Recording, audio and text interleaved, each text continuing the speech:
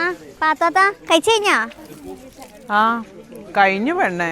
എങ്ങനെ ഉണ്ടായി ചോറൊക്കെ?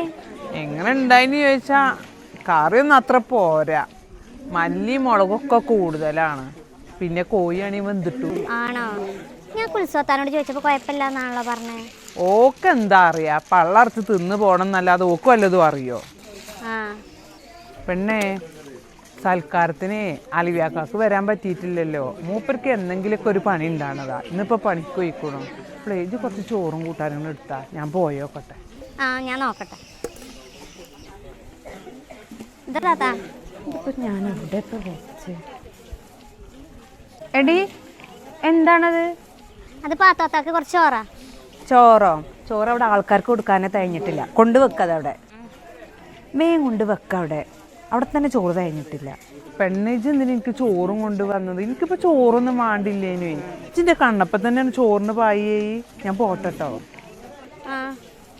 ഇവിടെ ഒരു സൽക്കാരം നടക്കുമ്പോൾ ഇവിടെ അടുത്തല്ലേ എന്ന് വിചാരിച്ച് വിളിച്ചതാ തള്ളനെ. വന്നു കഴിഞ്ഞാലോ എന്തൊരു ഭക്ഷണം കൊടുത്താലും അതിനോട്ട് കുറ്റവും പറയും. പിന്നെ പോണ സമയത്ത് ഒരു കൊട്ടോടെ കൊണ്ടുപോകാനും വേണം.